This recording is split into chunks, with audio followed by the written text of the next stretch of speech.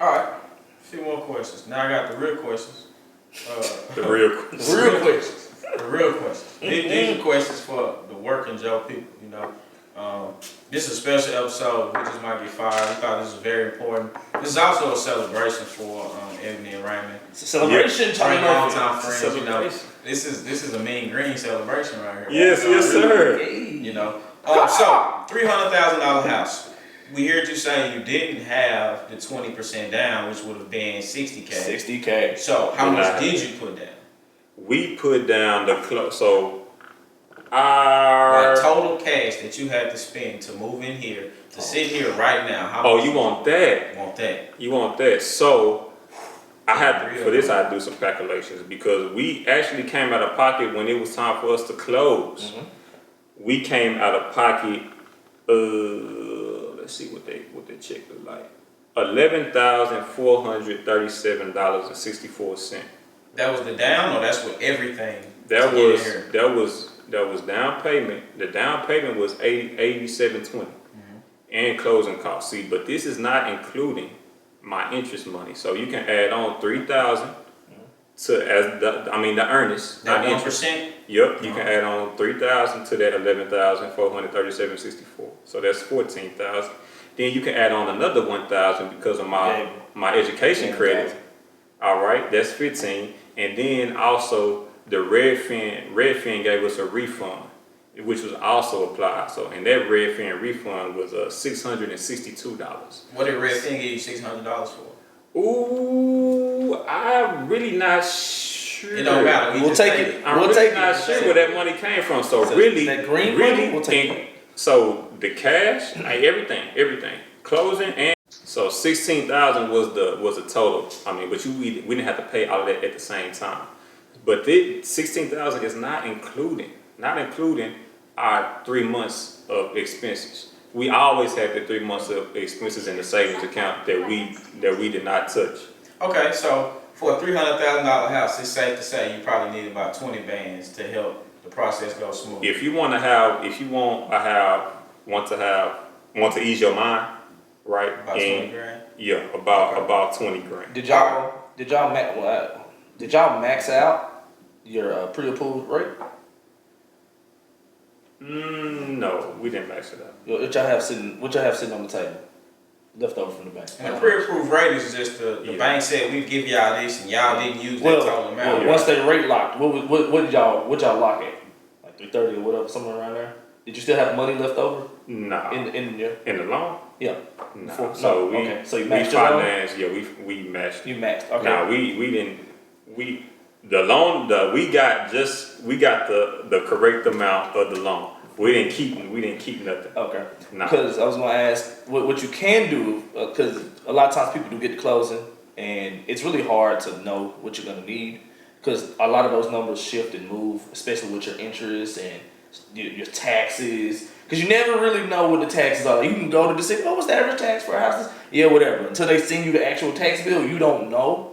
And so what a lot of people do is, what we would suggest to people when we work the mortgage, leave about, like if you get approved for $300, buy a house around $275. Leave about 10 to 15 open. So if the lender has to, they can cut you a check at the closing table. Oh, no, but you have to have the money left in your pre-approval. We're not playing them games. And also when they gave us the loan, they gave us like 3 options.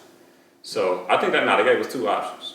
One of them was a 2.75 interest rate, and that amount to close. In the percentage we had for the down payment, and then another loan had 2.99 interest, and we could have paid less for the closing costs. Yeah, but we took the lower interest rate. No, you picked it. Okay. You picked the long play. That's the right play. That 2.75. I wanted to pick the short play. White said, "Nah, we taking this 2.75." Bro, that 7.5 is nasty. So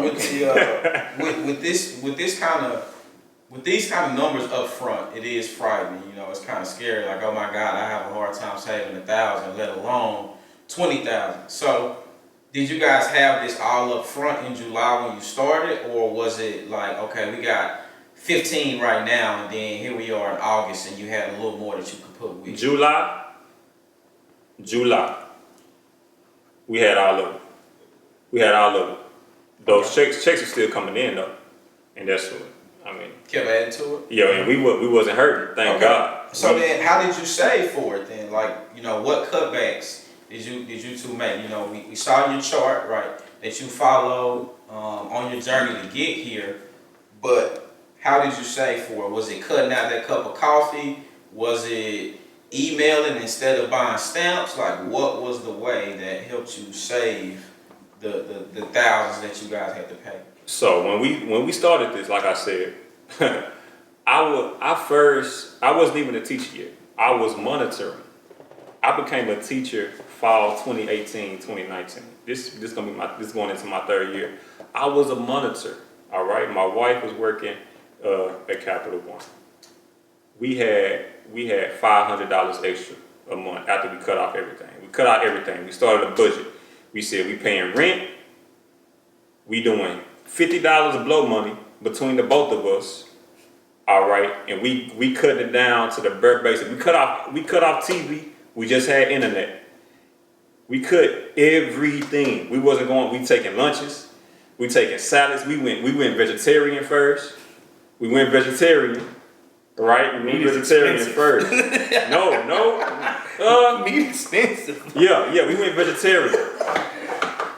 Like we cut everything down. We wasn't going out to eat or nothing besides the $50 of blow money. Okay, well, We was at hold on. We was at $500. I was a monitor, right? I was a monitor.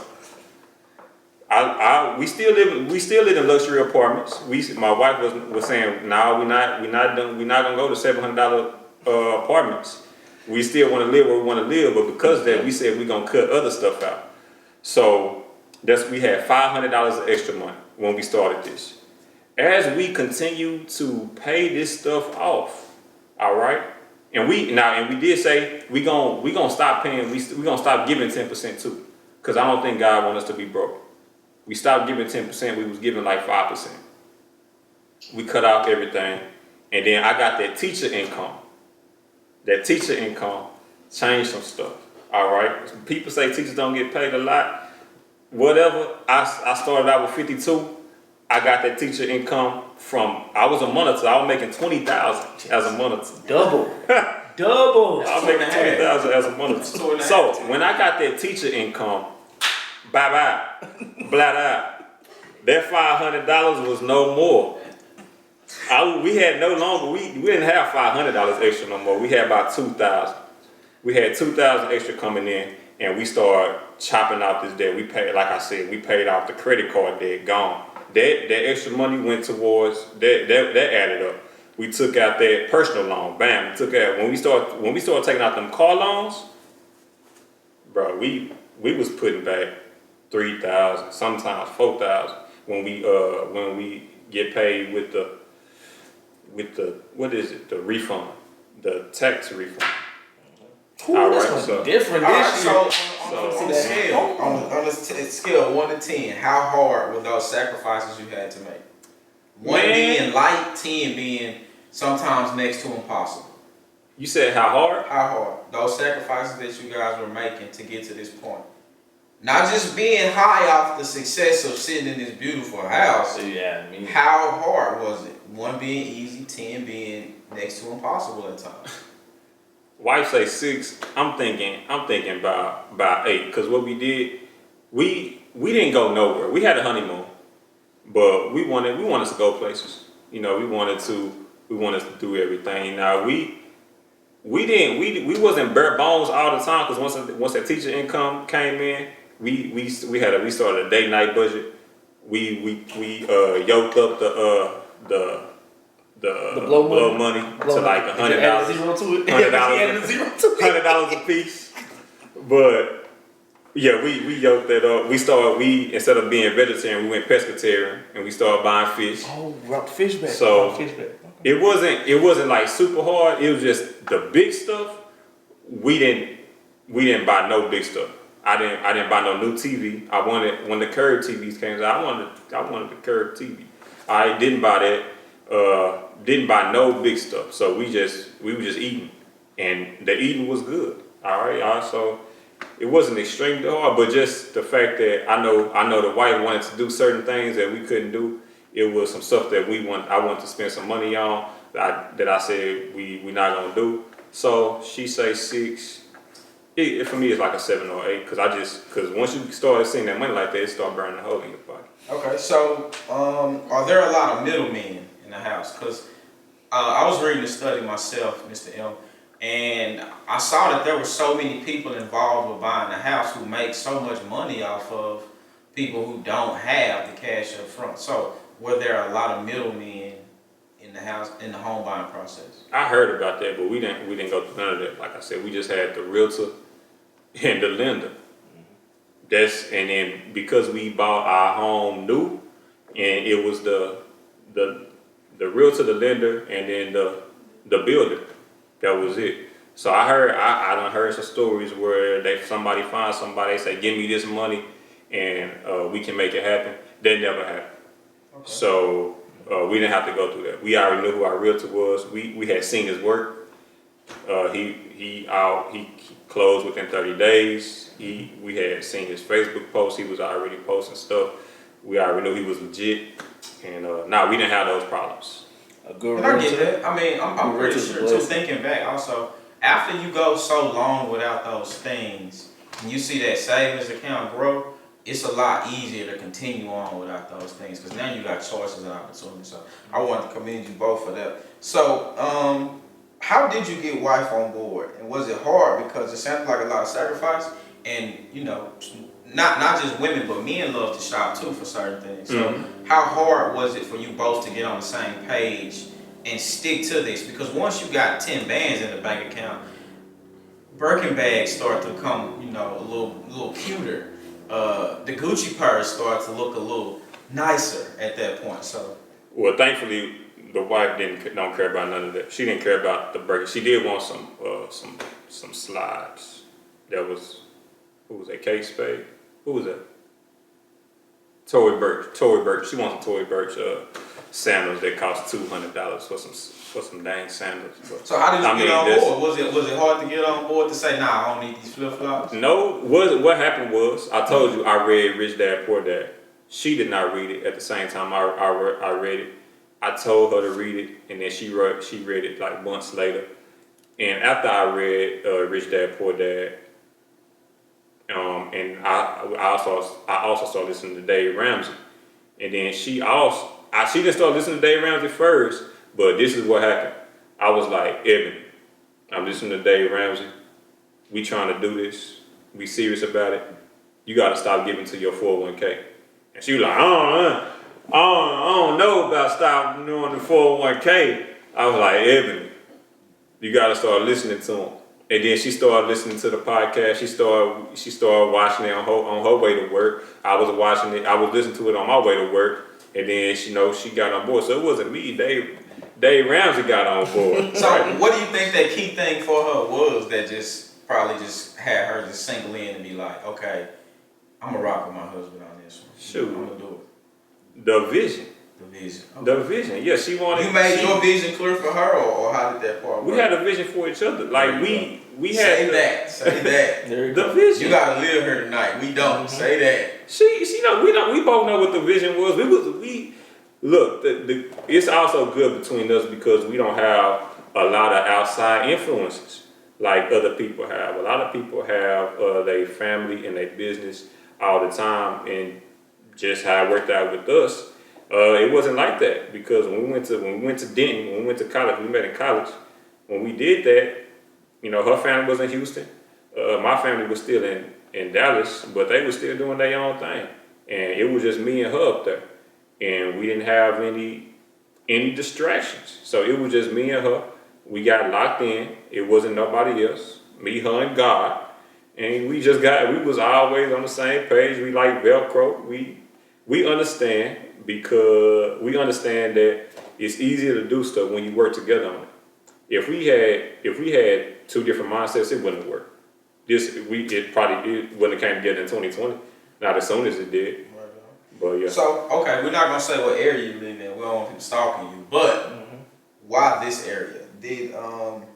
did your numbers and your income and things like that, did it tell you where you could stay? What zip code? Basically, we wanted to stay in the mix. We was thinking like, You chose it, or the lenders and your numbers? no, chose we chose it. We chose it. We wanted something new. We wanted something affordable. We wanted to pay. We wanted to be paying under $2,000. That's what we want. That was important because it's a such thing as being house broke, and that's what Dave Ramsey talked about. He talked about being house broke. We didn't want to be house broke. Your house don't supposed to be no more than 25% of your after tax income. Right. No more than 25%. Well, first off, before we move forward, we're not gonna drop his name on here again because he's not cutting us a check. Man, he understands his business. Shout out to him. We don't follow everything he say because We don't follow everything. He speaks from a very privileged platform, so we're done with dropping the name. We're just gonna say maybe DR, not even that, just DR or something of that sort. So a question that I also kind of had, it's a multiple part question.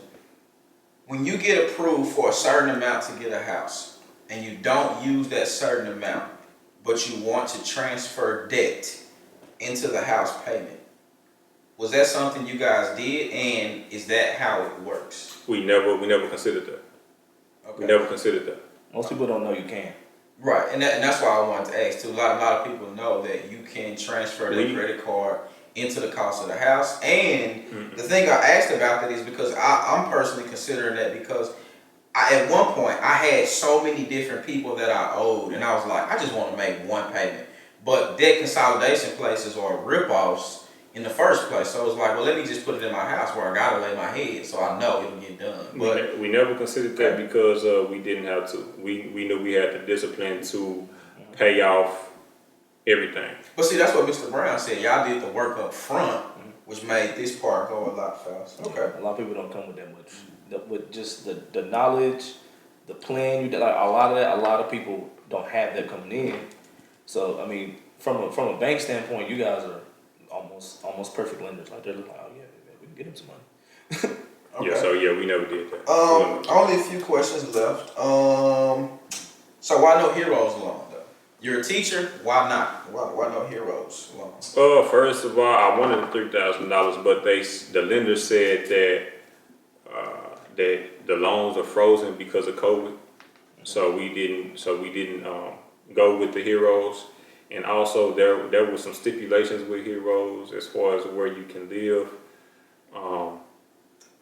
So it was, I don't know about other stipulations because once they said we couldn't get it, I stopped looking into it. But I didn't want to have to go through the stipulations.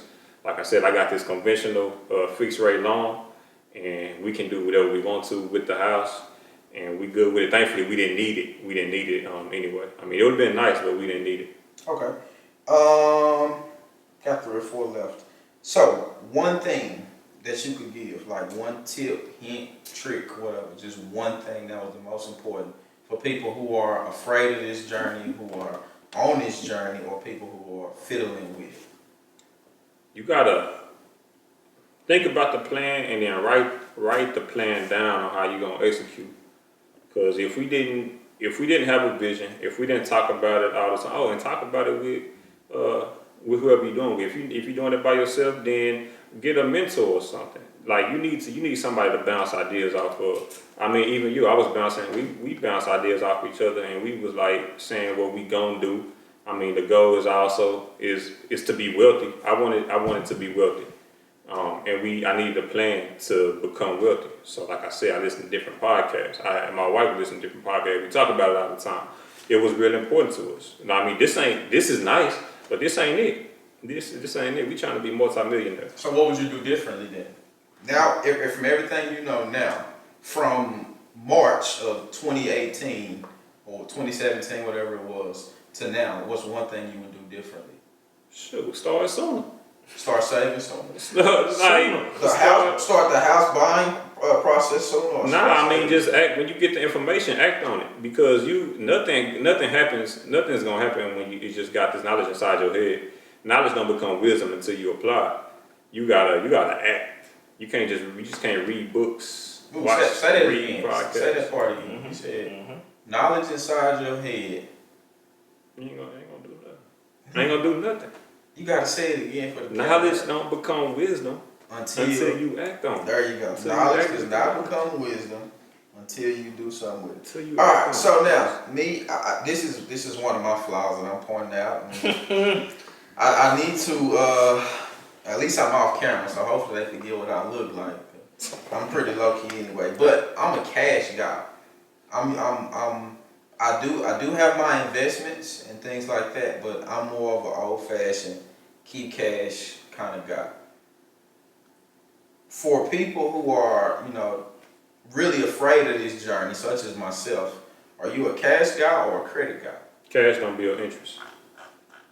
Cash, not cash don't build interest in your pocket. I mean, you gotta put, as soon as you get that green dollar, that green piece of paper, you know how much it costs to print money, to make money? It costs 16 cents to make a $100 bill. Once you get that dollar bill, you gotta get that out your hand as soon as possible. I'm not a credit guy either. I just believe that we gotta put our money into into assets Well, see, that's my that thing. build interest. That's Like, me too. When I get paid, I'm I do that. I'm scared. I was scared of not having a house. I feel like once I pay this, I had the mindset that this ain't my house. I had the mindset this ain't my house because I ain't paid it off yet. If something happened to me, if me and my wife both lost our job, they'd come and take this house. This house don't belong to me. Same thing with our cars. I said their car didn't belong. Their car wasn't mine until I had the paper. To the send the title to you. So they sent the title to me. That car was not mine because if something happened, all right, I wasn't gonna put no money into the car because they gonna take your rims. They gonna take your system. They gonna take everything that you put into the car if you don't pay it off. It's not mine. I mean, it's a nice house. They feel like, I mean, I don't think we got to the point where we feel like it's ours yet, because it's new and there's it is things that you go through that's not talked about when you buy a house. So, but let me finish this up first. So we have the mentality this is not ours because once something is yours, people can't take it away from you. If somebody can still take something away from you, it's not yours. But if only thing you got left is taxes, then yeah, it will be mine. I mean, I'm gonna pay the taxes. The taxes won't be $1,000 a month, at least not yet. I mean, once the taxes get $1,000 a month, my income should be outrageous. So if all I gotta pay is $412 a month to live somewhere, it's mine. I don't gotta pay. Nobody lent me the money to buy it. Like right now, this is just collateral. This is collateral that if I don't pay that loan back, they're gonna take it. It's not really mine. And I think that's the mindset. If we adopt that mindset, we won't act the way we act with the things that we have. True. My thing is with that, I spend money as soon as it comes because I want to go ahead and put it in places. People got so hung up on, I want my bank account to have this many digits in it, this and that. But Bank if it's account just don't get sitting no money. there, it's not really doing anything. Yeah, you can have a 360 account with CO, but that interest is pennies compared to what they're making off of you, like you stated earlier. So, I literally try to spend my money within 24 hours. It's a game. It's a game. If I wouldn't like if I could put my money in a mutual fund and I could get that money instantly, I would put it in there. I would just keep my money in there. Or a stock, I would just put it in there. There's no point of just having that money. People think you can have it means a lot to have this money. Like if we got a stack, that don't mean nothing. That can go away like instantly. What if the dollar go away? What if this currency that we have, it can go away as well.